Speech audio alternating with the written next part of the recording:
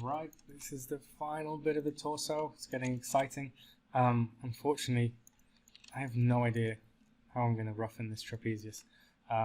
Because it's a thin muscle like the latissimus is, but it's kind of twists and moves its way through space a bit. So we can come up with fairly easy 2D conceptions because it's basically a kite-shaped muscle of the back. All right, fine. You've convinced me. Let's start off with a kite shape. But the thing is that kite shape doesn't really work in 3 dimensions because it's moving around to the front of the body. But we'll start with it simple, and then we'll look into that kind of extra complexity. So let's say it's something like this, and let's work with it without any of the rest of the body visible. So we'll just make this kind of kite shape. So what this muscle is doing, it's so big and it's so broad that it's covering a whole bunch of different areas. Any muscle with multiple points of origin and or multiple points of insertion is going to be able to do lots of things. So here it's plugging into the back of the skull through there, and then it's grabbing hold of the spine all the way down here, and then it's grabbing hold of the scapulas, and it's grabbing hold of the clavicles. So there's a whole bunch of things this muscle can do. But shape-wise, we're just starting off by thinking of it as a kite shape. So if I give it a tail, like that, right? That's our kite. A little bit too simplistic though to work as we start to flesh in the form. So what I'm going to do is I'll roughly place the kite, and then we'll start to work into it a bit more. So the top of that is going to plug right into the base of the skull.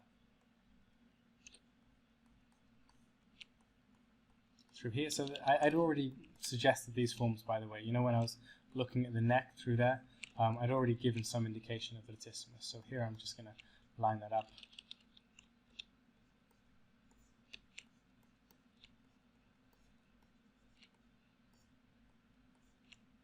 There. Okay, so yeah, just sticking a kite on, gluing a kite onto our guy's back.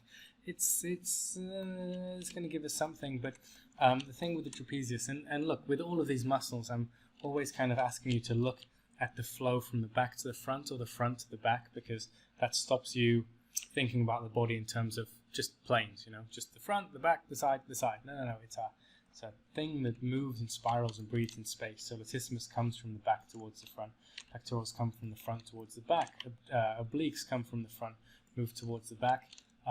You know, there's very sternocleidomastoids starting from the back, moving towards the front, Levator scapulae, front to back, blah blah blah. All these muscles flowing and dancing their way across the body. Yeah, sometimes you'll have something like the abs that are just like, no, we are on the front, you know, and the lumbar muscles as well. No, we're on the back. But a lot of the time there's this kind of transitional movement. So with the trapezius, what you want to do is look at how this flows its way over to grab hold of the clavicle, right? It's grabbing hold of the final third of the clavicle. Now, if I had a deltoid in here, which I'm not going to do, I'm not going to look at the deltoids till we look at the arms, but what we would see is that the trapezius is grabbing hold of this on one side, and then that flows directly through into the deltoid. That gives us, yeah, quite a nice, elegant movement here. But so maybe you can think about the trapezius like a coat or something like that, you know, that you're draping over your back, and yeah, there's so many things that make this muscle a difficult thing to teach. Because the latissimus, I can say, look, it's just a thin muscle, but it's thicker at the border sometimes. Well, the trapezius is kind of thicker through the middle there, so it's pretty thin up there, it's pretty thin down there, but it is impacting the silhouette through there. So yeah, I don't know. Well, I'm just going to tell you a bunch of things, and it might be in some sort of order, might make some sort of sense, or it might not be. So we've already looked at how the trapezius, as it hits the neck, is not impacting our silhouette, right? How narrow it is through here. So what we get is these two tight columns, and these columns aren't just caused by the trapezius. We have muscles sat underneath the trapezius, the semispinalis, the splenius capitis, that I'm not going to talk about here. But so all I would say is, look, you have these two tight columns there, and you will see this in thin people and old people especially. Bonk, that's going to be fairly noticeable through there. And look how it mirrors those two tight columns down there. That's pretty fascinating. And then as we get into the shoulders, this is where the trapezius starts to impact the silhouette. And if the shoulders are thin, you will have kind of like a scooping shape like that. But on a muscular person, what you're going to have is a break through here. As you have the trapezius being quite thick here, but also other muscles like the levator scapulae that we looked at earlier, pushing that trapezius out. And I'm trying to grab hold of the levator scapulae, but being massively unsuccessful. Okay, so I'm just going to leave that where it is. Push the trapezius out. So something like that. So what that means is that you can look at the trapezius, the top portion of the trapezius, which we had as like just one line, right? This was just that one line of our kite. I break that down into 3 lines, maybe 1 down, 2 out, 3 down, or looking at it as an S curve through there. Then through here, of course, it's going to go right the way down to the spine, and then it's going to grab hold of the spine of the scapula. So you see that spine there? There's a reason why that's a bony landmark, right? The trapezius isn't covering it. So if the trapezius gets really big here, you can get that as big as you want. It's not going to cover that muscle. So what will happen is that that muscle will become a depression, right, on a very muscular person. That person suddenly loses a bunch of their muscle. Then the spine of the scapula is going to stick outwards. And that's what all bony landmarks do. They either are a depression or they stick out depending on what the muscle is doing around them.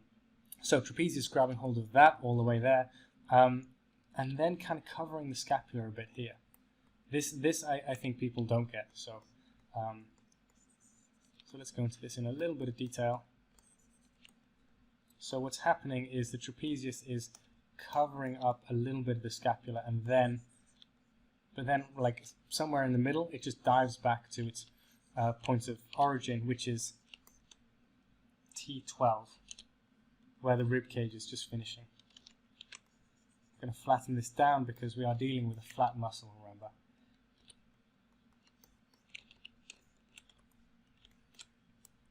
So I want to push this in. See, this is the danger. Like, I mean, of course, it's pretty unusual that you would be constructing it in the way that I'm constructing it. This isn't a normal way to necessarily build a figure. But still, what I find that happens is as people think about these forms, is they fill up the masses and lose the underlying form. So that's something that you just want to be super conscious of.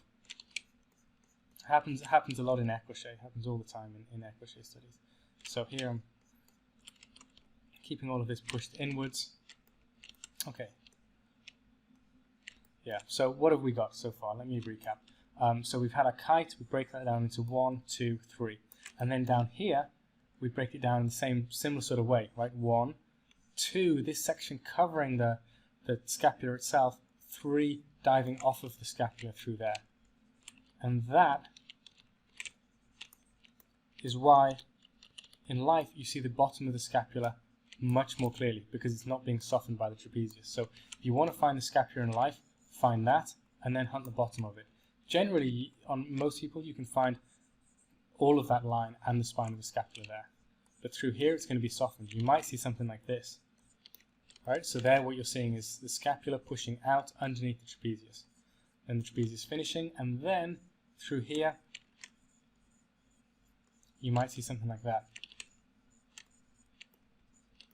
What is that line? You're just waiting for me to say it, aren't you? Think it. I'm hoping that you thought the rhomboids. You did? Correct. So rhomboids there. Now the rhomboids might not affect that area there. It depends. So we'd have the rhomboids coming up, something like that. And especially if the trapezius is thin, that's going to give you a pretty clear plane break. Boom. Something like that. Right, you'll see this on thin people day in, day out. Really, that's going to really pop out, and that will allow you to have 3 clear planes of your back. 1, 2, and then 3 of the scapula through there. But as the trapezius gets more muscular and the muscles underneath the trapezius, this is going to become more and more rounded. Now, one reason why people just don't get this 1, 2, 3 of the trapezius is because when you look in an anatomy book, you might see that area all filled up there. But what you're seeing there is tendon, and the muscle is bulging around there. So rather than looking for that tendon, which you ain't going to see ever, more or less, what I would look for is the muscle transitioning to tendon, which is through there. This little, what is that, a banana shape? Yes, that little banana you're going to see so often in muscular people. So one of the key things I look out for on the trapezius. So a little, never thought about it as a banana before, but now I have. So what are we saying? Kite shape. Break it down into 3 angles at the top, 3 at the bottom. 1, 2, 3. Let me accentuate that third break just so you're clear what I'm talking about. You're not always going to see it that way, but on a large trapezius, you can probably find that. 1, 2, 3, and then 1, 2, 3. Find our trapezial banana. That's the medical term for it. And then we can find 2 more kites, or 2 more diamonds. One is here. This is really important.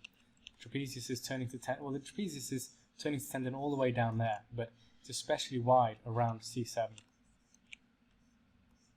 So you can find that there, and then it's also got a little diamond of tendon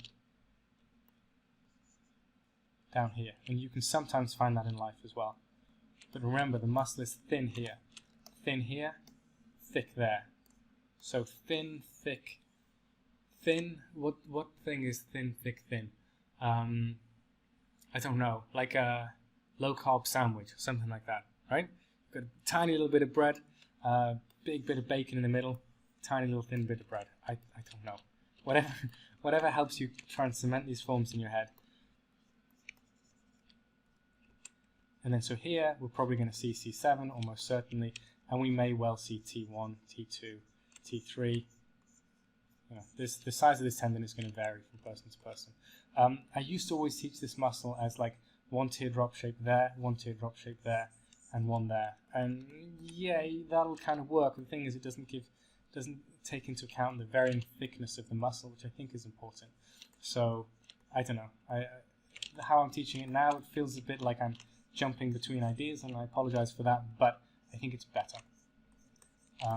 And what I'm looking for there is just, yeah, you do get a division between there. So there is potentially a way that you could look at, you know, like an egg shape above that diamond and an egg shape below it, or something like that. And then through here, yeah, this is interesting because in life you can sometimes see that flow as it goes around and moves around to the front. But weirdly, sometimes it looks like, I haven't worked this out, it looks like there's just a sharp sausage that goes just to that corner and you can't see that so much. It's a weird quirk of the trapezius that some people have, some people don't. I'm not such a fan of it because I'm a big fan of this flow from the back to the front, but I think it is a reason why people don't think about the trapezius as moving to the front, because sometimes in life you've really got to look for it. By the way, you see that gap where we haven't put anything, you know, between the neck and the trapezius? Keep it a gap, man. Keep your fingers scooping out mass through there. You don't want a whole bunch of mass there. I think what happens is people do fill that up, and they end up with just very kind of wide, full necks, you know, and it always looks weird. So I would, yeah, try and keep that gap. Like, I mean, of course, you don't want to be able to see someone's beating heart through their shoulders, but don't build much there. There are what you'll see there primarily are muscles called the scalenes, which are muscles that are grabbing hold of the vertebrae through here, and then they're grabbing hold of the ribs. So they're coming from the spine, going to the ribs. They pull the ribs towards the spine. They pull the ribs up. That's breathing, right? And if the rib cage is locked out, they'll pull the neck down to the side. So you can sometimes see them. If someone takes in a deep breath of air, you'll see these little sausages poke out there. But generally, I would say the main sin that people make here is they fill up that with too much mass. So instead, just keep an eye on that neck as a forward-leaning cylinder and chop out everything else other than the trapezius, and that should get you in a pretty good position. Well, there you go. That's everything. That's the whole body. Simple, right? Or if it's not, at least which it definitely isn't, but at least the components of it are relatively simple. You know, the trapezius that I've been talking about is, I guess, unique in as much as there are many things to consider there. Not unique, but like, look, teres major, starts at the bottom, goes to the front of the humerus, it's torpedo shaped. So your checklist can be like 2 or 3 things, and for each muscle, see if you can have a checklist. But yeah, unfortunately for the trapezius, you're going to have maybe at least 5 things in your checklist.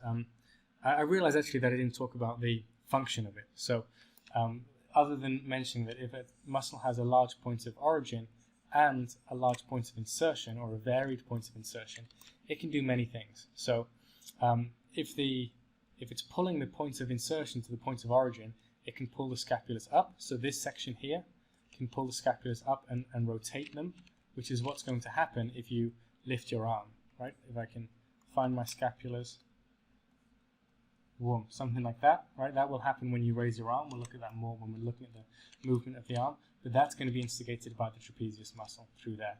But this section here, like the fibers are going in this direction. So the section down here can pull that scapula back down again. So in that sense, it's a conflicted muscle. It's antagonistic to itself. Right? It can pull the scapula up, or it can pull it back down again. It can also pull it inwards that way, along with the rhomboids. So it's like if you're trying to touch your elbows behind your back, then that's your scapulas moving inwards through there, and that's getting pulled by the rhomboids and the trapezius. If the clavicles are getting pulled forwards by the pecs, for example, this section grabbing hold of the clavicles can pull it back. And then if the whole shoulder girdle is locked out and this isn't going to move, then the opposite will happen, right? So because this is plugging into the bottom of the skull, if this isn't moving, it's going to pull the skull to the back. So imagine you're looking up at the sky, that's going to be trapezius, amongst other things. And if just one side fires, then it's going to pull the head to the side. I think when we were looking at the levator scapulae, I didn't mention the function of that, did I? Well, levator scapulae lifts the scapula. So like if you're doing a shrug movement, something like that, your scapula is coming right the way up. That's going to be your trapezius, but also your levator scapulae. And if that doesn't move, then it's going to pull the head back or just to one side.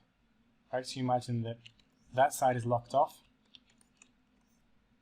that side is locked off, and just that side fires. It's going to pull the head to the side, like you're trying to put your ear on your shoulder, something like that. So yeah, that's the function, and that's everything.